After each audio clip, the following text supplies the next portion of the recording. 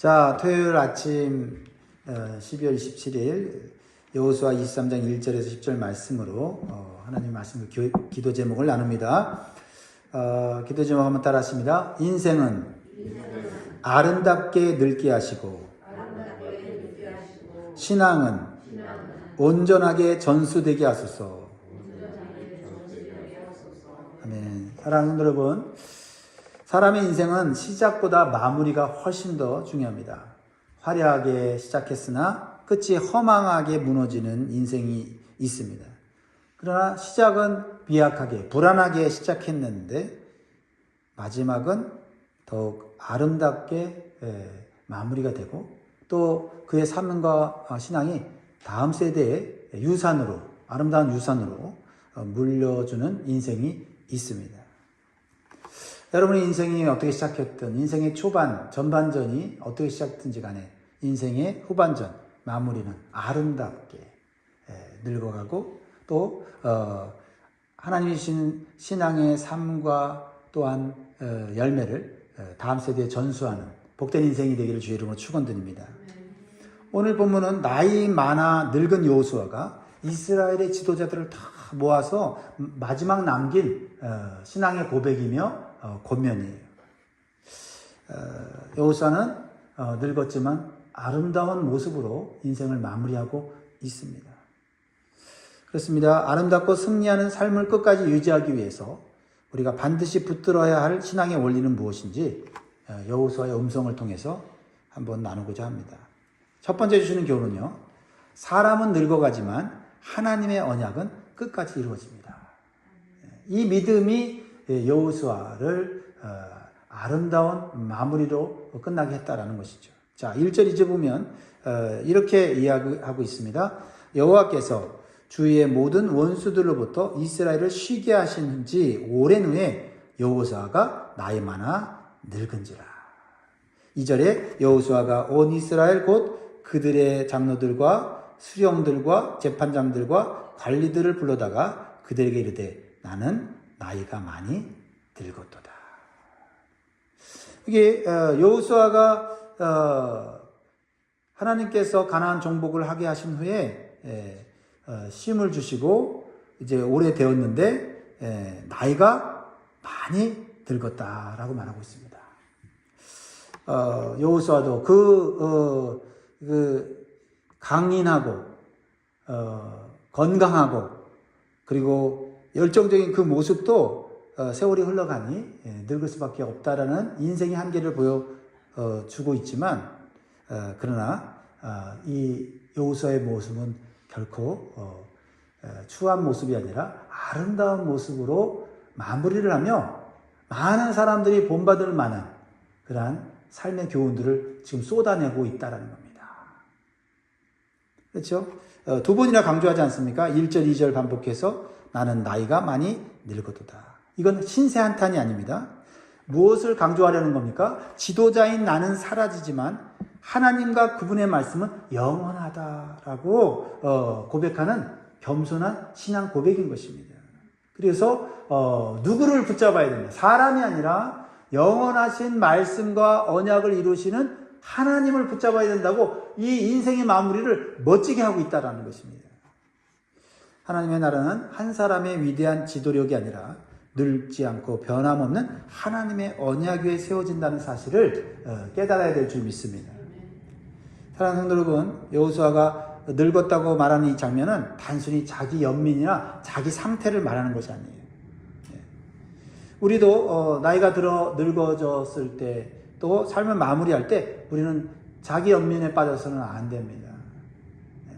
지금까지 살아온 것에 대한 하나님의 은혜를 감사하면서 감격하면서 내 주변에 있는 사람들에게 나는 한낱 인간에 불과하지만 하나님은 영원한 언약으로 여러분들을 끝까지 지키시고 인도하실 것입니다 라고 멋진 마무리를 할 수 있어야 될 줄 믿습니다. 사람은 늙고 죽지만 하나님이 영원히 하나님의 나라를 세워 가신다라는 것이죠. 우리는 이미 성경에서 이러한 장면들을, 이러한 정말 아름다운 신앙의 마무리를 보았습니다. 모세는 신명기 34장에서 약속의 땅을 밟지 못하고 죽었습니다. 그래서 여러분 초라했습니까? 불쌍했습니까? 아니죠. 가나안 땅에 들어가지 못한 모세의 아쉬운 마음이 있었지만 그의 인생의 마무리는 너무나도 아름다웠어요. 왜냐하면 하나님의 구원 역사는 거기서 멈추지 않고 계속해서 진행되었기 때문이죠. 그 하나님의 구원 역사 속에 모세는 한 부분을 감당하다가 하나님의 축복 속에 하나님 품으로 간 거예요. 지도자는 바뀌었지만 언약은 중단되지 않는다라는 것을 기억하라는 거죠. 사무엘도, 그 위대한 사무엘도 노년이 이렇게 말합니다. 나는 늙었거니와 여호와께서 증인이시다. 내 인생 가운데 하나님이 얼마나 위대한 일을 하셨는지 여러분들이 알지 않느냐? 하나님이 증인이시다. 나를 사용하셨고 나를 통하여서 하나님의 백성들을 잘 섬기고 다스리게 하셨다. 그리고 백성들에게 사람을 보지 말고 여호와께 행하신 일을 기억하라고 권면하면서 세상을 떠나지 않았습니까? 우리는 이렇게 비유할 수 있습니다. 다리의 역할이 뭐죠? 다리는 우리를 목적지로 데려다 주지만 아무도 그 다리 위에 집을 짓지는 않습니다. 목회자, 부모, 신앙의 선배는 다리일 수 있지만 기초가 될 수는 없습니다. 목적이 될 수는 없습니다. 신앙의 집은 반드시 말씀이란 기초 위에 세워져야 되고 하나님의 나라가 목적이 되어야 될 줄 믿습니다. 사랑하는 성도 여러분, 여러분은 누구를 통해 믿음을 배우셨습니까? 존경하는 부모님, 목사님이나 선생님일 수 있습니다. 하지만 그분들은 우리를 하나님께 연결해주는 통로일 뿐 신앙의 기초가 될 수 없습니다. 사람은 변하고 떠나지만 하나님의 말씀은 영원합니다. 이제 누군가를 의지하는 신앙을 넘어서 스스로 말씀 앞에서는 단단한 신앙으로 자라나시기를 주의 이름으로 축복합니다. 두 번째로 주시는 교훈은 승리의 삶은 하나님이 쌓으셨다는 믿음의 고백입니다. 내 삶의 성취, 내 삶의 승리에 대한 고백은 내가 잘해서가 아니라 하나님이 쌓아주셨기 때문이다 라고 하는 믿음의 고백이 있을 때 인생의 마무리가 아름답게 되어진다는 거죠. 3절을 같이 읽습니다. 3절 시작. 너희의 하나님 여호와께서 너희를 위하여 이 모든 나라에 행하신 일을 너희가 다 보았거니와 너희의 하나님 여호와 그는 너희를 위하여 쌓으신 이시니라. 이게 누구의 고백이에요? 이제 나이가 많은 여호수아가 하나님이 자신의 인생 가운데 공동체 가운데 주신 승리에 대한 믿음의 고백이에요. 뭐예요? 너희 하나님 여호와 그분은 너희를 위하여 쌓으신 이시니라. 우리가 쌓은 것 맞다. 우리가 노력한 것 많다. 우리가 수고하고 땀 흘린 것 맞다. 근데 누가 쌓으셨다? 하나님이 쌓아 주셨기 때문에 우리는 승리하였다는 겁니다. 우리 인생의 모든 삶을 돌이켜볼 때 우리의 삶의 성취와 승리는 하나님이 주신 것이다. 이것이 우리의 삶을 올바로 해석하는 열쇠다라는 거죠. 그렇습니다. 그래서 히브리어로 싸우다라는 뜻의 라함은 인간의 기술보다 하나님의 주권적인 계획을 강조하는 단어예요. 마치 어린아이가 어른을 이겼을 때 그것이 아이의 힘이 아니라 곁에 있던 부모가 대신 싸워준 결과인 것 같습니다. 그렇죠? 여호수아는 이스라엘 역사를 이렇게 정리합니다. 너희 하나님 여호와 그분이 너희를 위하여 싸우셨음을 기억하라. 하나님의 개입이 없이는 앞으로도 너희의 인생은 승리할 수 없다는 것을 가르치는 거죠. 이 여호수아의 이러한 그 인생의 해석은 여호수아만의 것이 아니에요. 성경 전체가 그렇습니다. 믿음의 사람들이 다 그래요. 다윗은 골리앗 앞에서 이렇게 말했죠. 전쟁은 여호와께 속한 것이라. 다윗은 자신의 기술이나 용기를 말하지 않았습니다. 전쟁의 주체가 하나님이심을 먼저 고백했어요. 출애굽기의 홍해 앞에서도 모세는 동일한 고백을 합니다. 여호와께서 너희를 위하여 싸우시리니 너희는 가만히 있을지니라 하면서 모세는 지팡이를 바다를 향하여 들었을 때 바다가 갈라지며 하나님의 구원의 역사가 이루어졌습니다. 하나님의 구원의 역사는 군사력이 아니라 하나님의 개입의 역사였다라는 것입니다. 그렇습니다. 우리도 어떤 성취를 이루고 나면 우리는 그 결과만을 기억하게 되고 그리고 우리가 이루었다라고 교만해질 수 있습니다. 사랑하는 성도 여러분, 승리는 우리의 실력의 증명이 아니라 은혜의 흔적인 줄 믿습니다. 여러분의 삶의 성취를 어떻게 여러분 설명하십니까? 내가 잘 버텼다. 혹은 내 판단이 옳아서 잘 된 거야. 라고 생각할 수 있습니다. 그러나 참된 성도는 하나님이 나를 위해 싸워주셨다. 라는 믿음의 고백을 하는 사람입니다. 은혜를 내 실력으로 생각하는 순간 교만이 틈타게 됩니다. 오늘 우리 인생을 하나님의 관점으로 다시 해석할 수 있기를 바랍니다. 내가 잘해서가 아니라 하나님이 싸워주셨기에 오늘 내가 이 자리에 있는 것이다. 라는 것입니다. 세 번째 주는 교훈은 약속은 이미 주어졌지만 순종으로 점령해야 할 영역은 아직 남아있다는 것을 여호수아는 우리에게 가르쳐주고 있습니다. 4절 5절 보니까요. 보라 내가 요단에서부터 해지는 쪽 대해까지의 남아있는 나라들과 이미 멸한 모든 나라를 내가 너희를 위하여 제비뽑아 너희의 지파에게 기업이 되게 하였느니라. 5절 너희 하나님 여호와 그가 너희 앞에서 그들을 쫓아내사 너희 목전에서 그들을 떠나게 하시리니 너희 하나님 여호와께서 너에게 말씀하신 대로 너희가 그 땅을 차지할 것이라. 이미 정복한 땅이 있어요. 그러나 아직 정복할 땅도 남아있다라는 것입니다. 여호수아는 현실을 맹철하게 짚어주고 있어요. 지금 현재의 상황으로 만족하면 안 된다. 여기서 안주하면 어떻게 해요? 불씨로 남아있는 대적들이 너희의 삶을 공격하고 망가뜨릴 것이다 라고 경고하는 것입니다. 아직 점령해야 될 땅이 남았다는 것은 하나님의 약속이 부족해서가 아니라 하나님께서는 순종이라는 과정을 통해서 하나님의 약속의 복을 누리기를 원하신다라는 것을 말씀하고 있는 것입니다. 하나님은 우리의 삶의 모든 문제를 한 번에 해결할 수 있지만 하나님은 그렇게 하지 않으십니다. 왜냐하면 신앙은 단순히 소유하는 결과가 아니라 하나님과 함께 걷는 여정이기 때문에 그렇다는 거죠. 모든 걸 얻었어요. 모든 문제 해결했어요. 그러면 누가 필요로 하지 않아요? 하나님을 필요로 하지 않아요. 하나님은 우리가 하나님을 필요로 하는 분이심을 느끼기를 원합니다. 그래서 남아있는 문제는 우리가 해결할 수 없는 문제가 아니라 하나님과 동행하면 해결할 수 있다고 하는 그러한 약속을 나타내는 것이라는 거죠. 그렇습니다. 우리는 이 장면에서 갈렙을 또 떠올리지 않을 수 없습니다. 갈렙은 이미 약속을 받았습니다. 그런데 45년 동안 그 약속을 붙잡고 모든 고난과 역경을 이겨냅니다. 그리고 인생의 말년에 하나님의 약속하신 것을 선포합니다. 이 산지를 내게 주소서. 그래서 끝까지 하나님이 남겨두신 땅을 약속으로 믿고 정복하는 아름다운 모습을 보여줍니다. 히브리 4장에서도 같은 믿음의 성도들에게 말하고 있죠. 안식은 이미 주어졌지만 믿음과 순종으로 들어가야 할 안식이 남아있다는 거예요. 바로 우리들에게 하는 얘기죠. 지금 우리의 인생 가운데 아직 해결되지 않은, 그렇죠? 또는 우리 가운데 평안도 있지만 이 평안은 완전한 평안이 아니에요. 완전한 평안, 완전한 안식이 우리에게 남아있다. 그때까지 우리는 싸워야 한다는 거죠. 그것은 우리의 힘으로 싸우는 것도 아니고 하나님 주신 힘으로 싸우는 것이죠. 이렇게 비유할 수 있습니다. 집 계약서를 받았다고 해서 자동으로 그 집에 사는 것은 아니죠. 짐을 옮기고 실제로 들어가서 살아야 내 집이 되는 것 아닙니까? 하나님의 약속도 마찬가지입니다. 약속을 성취하고 누리려면 순종이라는 과정이 필요하다라는 겁니다. 여기서 멈추면 안 됩니다.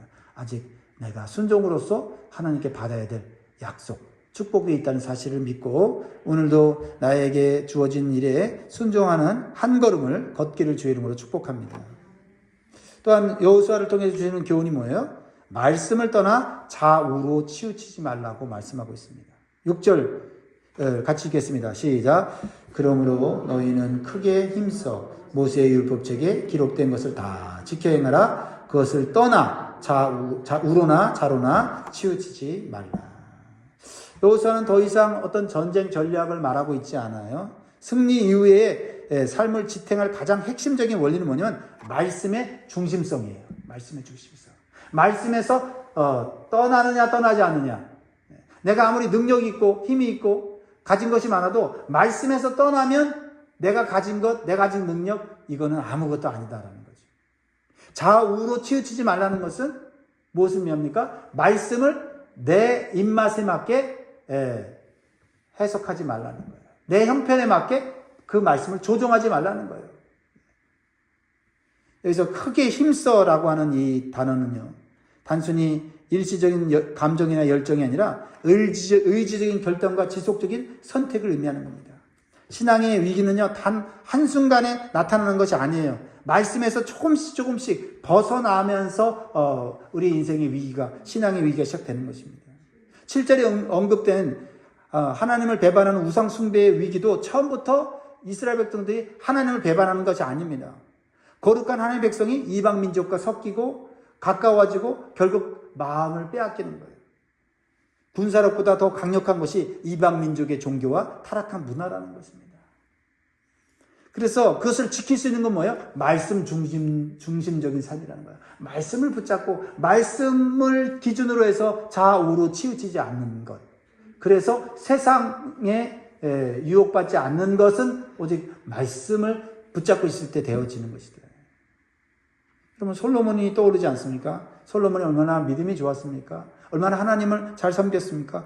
그런데 갑자기 우상을 섬긴 사람이 된 게 아니에요. 인생의 말령에 갑자기 하나님을 배반한 게 아닙니다.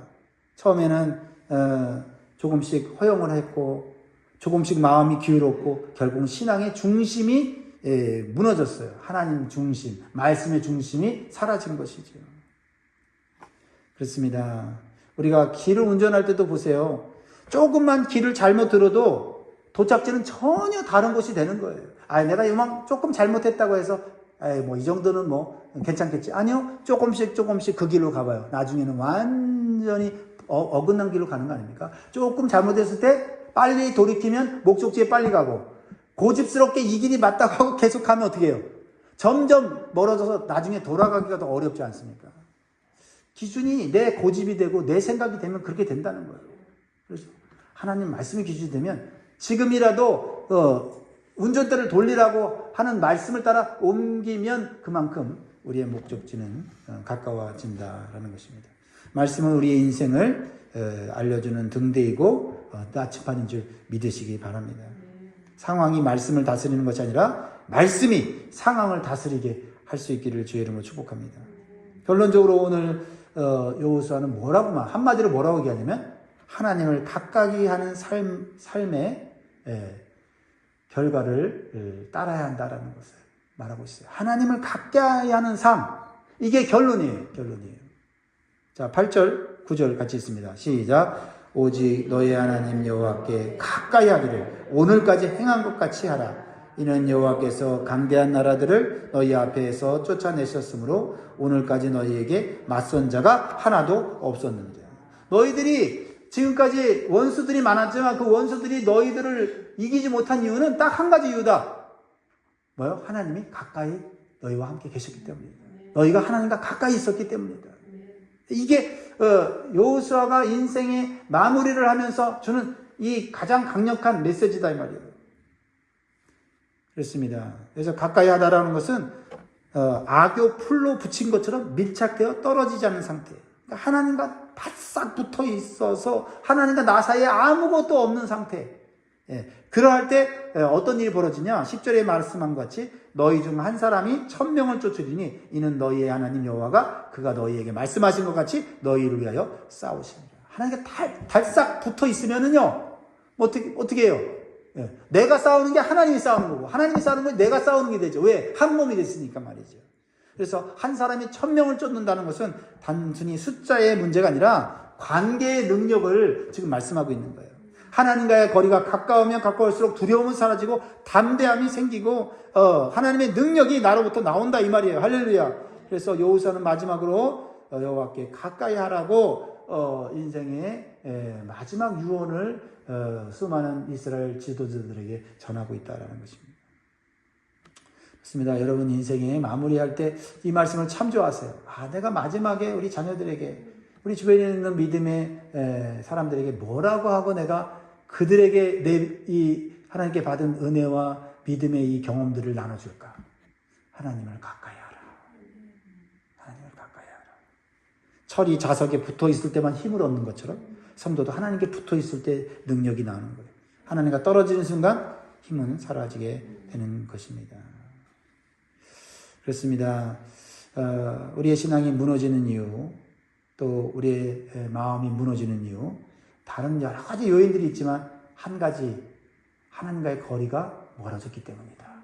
이것을 우리가 진단할 수 있기를 바랍니다. 말씀을 맺겠습니다. 사랑하는 성도 여러분, 여호수아는 자신의 화려한 업적이나 이름이 기억되기를 원치 않았습니다. 오히려 나는 나이가 많았다.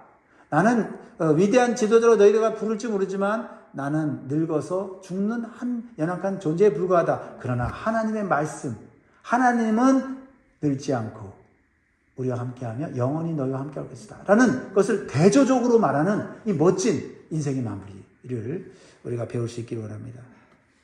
그래서 이 믿음의 우산을 우리 자녀들에게, 다음 세대에게 고스란히 물려주는 복된 믿음의 성도들이 되시기를 주의 이름으로 축원드립니다. 기도하겠습니다.